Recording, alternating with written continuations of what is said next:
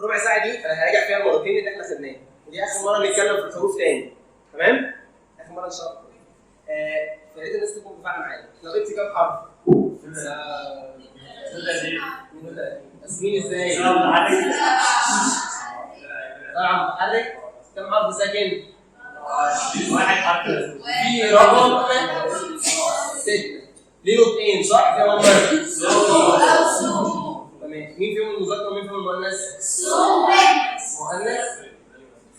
ساعتها قلنا البنت بتتكسر السو، دي مش دي المؤنث، لكن المذكر سو الاثنين صح، تمام؟ الفكره كلها انا بعد ايه؟ يعني بقول ست بنات، تمام؟ مش هترجمها يبقى سو ان بنات، تمام؟ ولو ست ولاد سو ان ولاد، فهمنا الفكره؟ ماشي. اهم حاجه عندنا في الليبتي اللي بتميز الناس اللي بتقرا ليبتي عن اي حد تاني هما ايه؟ نطق السبع حروف متحركين هو اللي يدينا ان احنا نميز الناس دي. الحروف المتحركه بنقسمها 3 حاجات، ايه هما؟ فتحه، ضم، كسر. الفتحه عندنا حرف واحد بس اللي هو وبيتنطق الف مد. الضم حرفين ايه هما؟ اوميكرون. ماشي. ساعتها قلنا عشان نفتكروا نطقهم هنقرا مثالين هيفكرونا بيهم. الاوميكرون مقفوله وصغيره، فبنعمل كده نلاقي ايه؟ او قصيره مفتوحه، فتبقى ايه؟ هتبقى ايه؟ جم. الاوميجا او طويله مفتوحه بتبقى او طويله مفتوحه بتبقى او، تمام؟ طيب في عندنا حاله ضم، بس هي الكلمه دي مالهاش معنى، بس عشان بس نوضح المثل. دي عكس اللي فوقيها. احنا قلنا دي او طويله مفتوحه، اللي تحتيها او طويله مضمومه، فتبقى بوم. تبقى ايه؟ بوم. ممكن حد يقول لي الثلاثه دول بسرعه؟ دي هتبقى ايه؟ مفتوحه، لكن دي بوم، لكن دي عكسها تبقى ايه؟ بوم. ماشي. الكسر 4 حروف، ونصيحه نحفظهم مع بعض مره واحده. الحروف المتحركه للكسر ايه هي؟ A, E, U, X. الحروف المتحركه للكسر ايه هي؟ A, E, U, X. الاي بيتنطق ايه، ايتا يوتا ابسلون، الثلاثه بينطقوا في فرق بس دي اسهل حاجه نقولها، تمام؟ دي اهم حاجه في السبع حروف متحركين. حد عايز يسال حاجه فيهم؟ هنراجع تاني بسرعه. الالف هما بيتنطق الاي رقم 6 ليه نطقين ايه هما؟ سو تمام. ده شبه حرف ايه بالانجليزي؟ اساس، يبقى بيتنطق ايه؟ الاثنين دول بيتنطقوا ايه؟ اي ايتا يوتا اكس. ده كان بيتنطقوا ايه؟ تمام. ده ايه ده؟ بابا بيتنطق لولا او لولا. بيتنطق ايه؟ ده بيتنطق ايه ده؟ ميم نون. المثل بتاعها لكن دي ماشي. تفتكر ان انا عملت سهم مع الرو؟ ليه؟ ده بيتنطق ايه ده؟ ري. ده زي الرياضه، يعني اللي هو بيتنطق ماشي؟ طيب ده سي، وده في المثل حد عايز حاجه في دول؟ طبعا الفرق بين الاثنين دول الكابيتال والسمول هي الشرطه الزياده، صح؟ يعني ده كده الكابيتال السمول بتاعه، ده الكابيتال السمول بتاعه، تمام. الفرق بين الحرفين ايه بقى؟ حط الشرطه انت تي، شيل الشرطه انت ايه. الشرطه دي نقصد بيها الشرطه اللي فوق مش الثانيه بتاعت الكابيتال والسمول، تمام؟ طيب هنا بقى ده يفتح لنا 3 حروف تانيين. انا لما شفت قلت حرفين صح؟ تي. في عندنا 3 بنفس الفكره بس دول بيبقوا مع بعض لانهم نفس طريقه النطق، تمام؟ ده كاف س ب س ده ت ش. عشان تنطقها صح برافو عليك. لازم تبدا من دي. ماشي؟ بس عشان تفتكر النطق وتتاكد لازم تفتكر دي. احنا قلنا الاصل الناديه بنقولها ايه؟ تمام؟ احنا قلنا هنا عندي حرف تاني شبهه، صح؟ الفرق بينهم ان ده مقفول وده ايه؟ مفتوح صح؟ قلنا ان القطه لقت مكان تخرج منه يبقى ده حرف الاس بيتنطق. لو القطه اتحبست بيتنطق ايه؟ ف. بيتنطق ايه؟ مش اسمه حرف ايه؟ تمام؟ يبقى الخمسه دول حط الشرطه انطق فيه، شيل الشرطه انطق ايه؟ من ده افتكرت الثلاثه دول تمام؟ ثلاثه غلط احنا مش هنقولهم عشان ما حدش يغلط. لو القطه اتحبست بيتنطق ف. ده بيتنطق ايه؟ شين وده فين. خلي بالك ان هو لازم يكون مفتوح تمام؟ عكس الرو كان وشه الناحيه الثانيه ومقفول تمام؟ دي حاجه مفكرها كويس. النهارده ده بيتنطق ايه ده؟ ايه؟ شوف ده الكابيتال ده السمول بيتنطقوا ايه ده؟ وده ايه؟ شين فين احنا كده على فكره بالظبط خلصنا 25 حرف واحنا قاعدين. اللي احنا قعدنا نكتبه ونفتح كل شويه ده 25 حرف.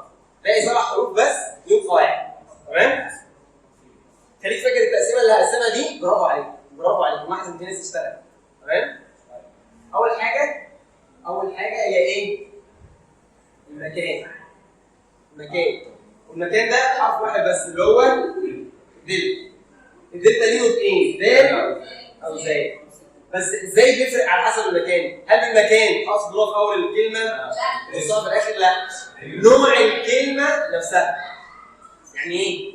يعني الكلمه لو بتعبر عن اسم علم منطقه ايه؟ دال. لو مش بتعبر عن اسم علم منطقه ايه؟ زال. تمام؟ بنسبه 99% على فكره بننطقوا ايه؟ زال. بس خليك واخد بالك ما يطلعش اسم من الاسماء اللي احنا ايه؟ حافظينها. طيب اسم علم. تاني حاجه بيعتمد على ال بعدها. وخلي بالك ان انا الاسهم كلها هتبقى الناحيه دي عشان عايزك تبص كده تمام؟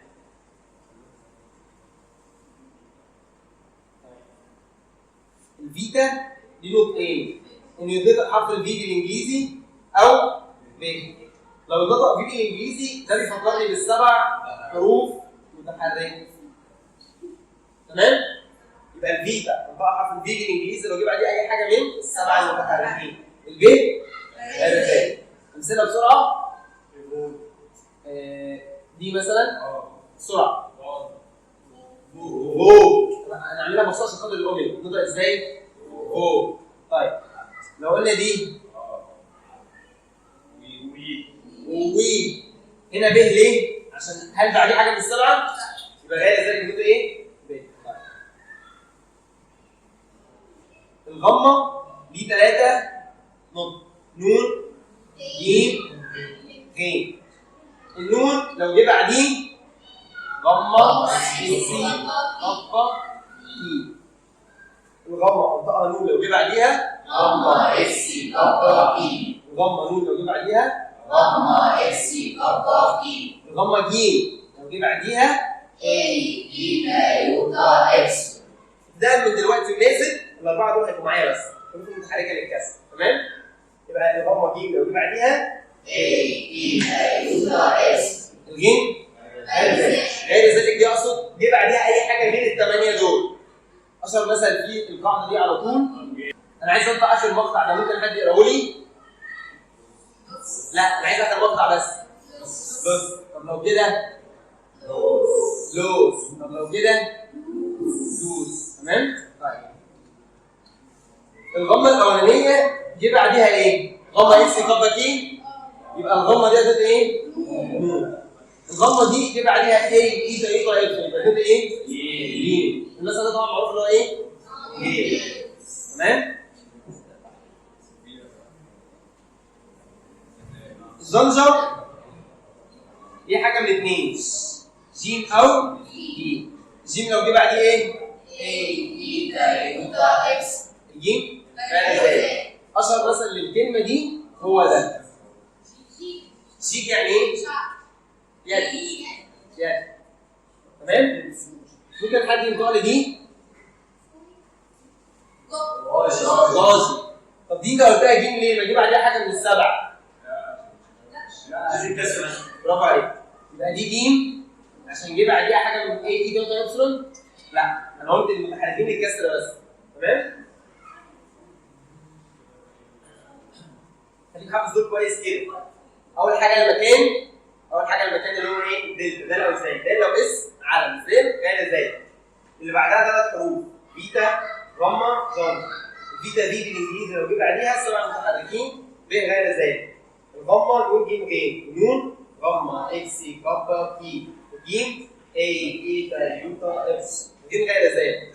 الجنجا جيم لو جه بعديها اي ايتا يوتا اكس جيم غير زي. قاعده رقم 3 حروف النص ايه؟ قبلها. تمام؟ قبلها هتلاقي السهم الناحيه ايه؟ العكس. عندنا حرف السيتا بيتنطق ايه؟ ت او س. ت لو جاء بيها ايه؟ حرفين. تمام. هنحفظها بان انا بشرب شاي السين. بشرب شاي بالسين. يبقى سيتا ت لو جاء بيها حرفين هما شايف السين. شايف السين. تمام؟ الس ايه؟ غير زي. بعد السيتا في حرف تاني بيبص قبليه اللي هو الابسلون. الابسلون مين؟ هذا ايه؟ دي احنا واخدينها قبل كده اي ايتا يوتا ابسلون بيتنطق ليه؟ هنا غير ازاي؟ الاو احنا برضه واخدينهم الاثنين دول على بعض. الاوميكرون لو جت قبل الابسلون الاثنين مع بعض. الاثنين مع ايه؟ بعض بيتنطقوا ايه؟ او. تمام؟ البي لو جه قبل حرفين الفا او اي صح؟ عشان تحفظها اسرع احفظ الشكل بتاعها. تمام. الالفا بيتنطق الابسلون عشان جه قبل الفا بيتنطق ايه؟ في. المقطع ده كده ايه؟ الاي بيتنطق ايه؟ والابسلون هنا بيتنطق في. يبقى ده ايه؟ اف او غير ذلك ي. الحروف اللي بتبص قبلها سهلين. السيتا شايف السيما ت غير ذلك س. الابسلون او غير ذلك. في حاجه عايز اقولها مهمه في الابسلون. خلي بالك ان دول منفصلين ودول منفصلين، لكن نقول الاثنين على بعض دولها ايه؟ او. يعني انا مش بنطق الاوميكرون وبنطق الابسلون، الاثنين مع بعض او. لكن هنا هنا يعني مثلا غلس قوي. او انت نطقت كام حاجه؟ 3 بس. او فكانها حرف واحد صح؟ وبعد كده او وبعد كده ايه؟ او. مثلا زي ده مثلا ايه انت قلت ايه؟ فا قلت كام حاجه؟ 3 يعني فصلت الاثنين دول عن بعض صح؟ لكن هنا انت قلت ايه؟ حرف الكي بيعتمد على المكان اللي فيه بعد كده بيبص بعديه. حرف الكي بيعتمد على المكان اللي فيه بعد كده بيبص بعديه. المكان هنا اقصد اللي هو في الاول وفي النص والاخر. الكلمه نفسها نوعها ايه؟ المره اللي فاتت قلنا اسم علم ولا لا صح؟ هنا لا. هقول الكلمه ابتي ولا يوناني؟ ده اول سؤال اساله لنفسك. تمام؟ الكلمه دي ابتي ولا يوناني؟ بعد كده تبص على اللي بعديه. لو هي كلمه ابتي هننطق كاف خلاص على كده. يوناني في نقطتين سين او خاء. طيب عشان ننطق سين او خاء لازم الاول اتاكد ان الكلمه ايه؟ يوناني. لو سين الكلمه يوناني وجه بعديها اي ايتا يوتا اكس. الخاء الكلمه يوناني وما جاش بعديها الاربعه دول. تمام؟ المثل ده انا بحبه. دي كلمه يوناني سي ري. تمام؟ قلتها هنا سين ليه؟ كلمه يوناني وجه بعدها ايه؟ ايتا يوتا اكس. تمام؟ عندنا مثلا كلمه زي الكلمه دي